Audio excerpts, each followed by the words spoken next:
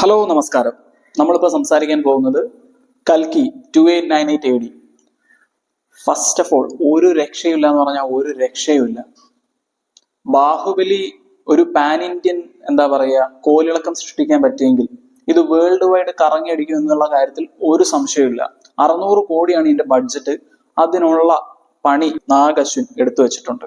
ഈ സിനിമയിൽ എടുത്തു പറയേണ്ടത് ഈ സിനിമയുടെ VFX, ബാക്ക്ഗ്രൗണ്ട് മ്യൂസിക്, സിനിമാറ്റോഗ്രഫി, പിന്നെ ഈ സിനിമയുടെ വേൾഡ് ബിൽഡിംഗ് ആണ്. നമുക്ക് ഈ സിനിമയിൽ പല ഇംഗ്ലീഷ് മൂവീസിന്റെയും റെഫറൻസ് കാണാം, പക്ഷേ ഇതിന്റെ വേൾഡ് ബിൽഡിംഗ് എന്ന് പറയുന്നത് യുണീക്ക് ആണ്.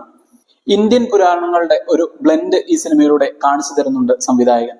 ഈ സിനിമയിലെ കഥാപാത്രങ്ങൾ എന്ന് പറയുന്നത് അമിതാഭ് ബച്ചൻ, ഇന്ത്യൻ സിനിമയുടെ ഒരു മുഖമുദ്രയാണ് അദ്ദേഹം. അതുപോലെ തന്നെയാണ് ഈ സിനിമയിലും അദ്ദേഹത്തെ എടുത്തു വെച്ചിരിക്കുന്നത്. ആ പുള്ളിയുടെ ഒരു പ്രസൻസ്, ഒരു 6 അടി പൊക്കമുള്ള ഒരു പ്രസൻസ് തന്നെ ഈ സിനിമയ്ക്ക് നന്നായി ഗുണം ചെയ്തു എന്ന് തന്നെ വേണം പറയാൻ. ഇനി അടുത്തതായി കമൽഹാസൻ ഇടയ്ക്കൊക്കെ വന്നു പോകുന്നെങ്കിലും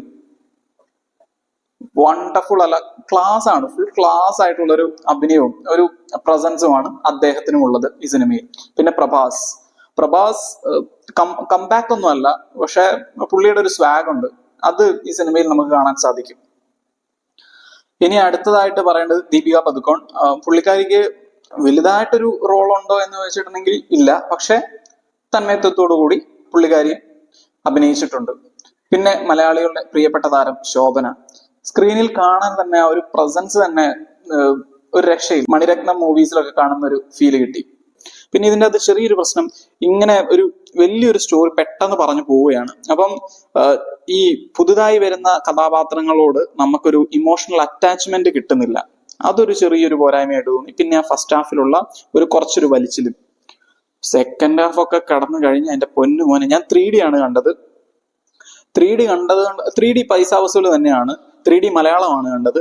പക്ഷെ മലയാളത്തിൽ ഡയലോഗ്സിനൊന്നും കുഴപ്പമില്ല, ഒരു എബവ് ആവറേജിനേക്കാൾ മുകളിൽ നിൽക്കുക തന്നെ ചെയ്യും.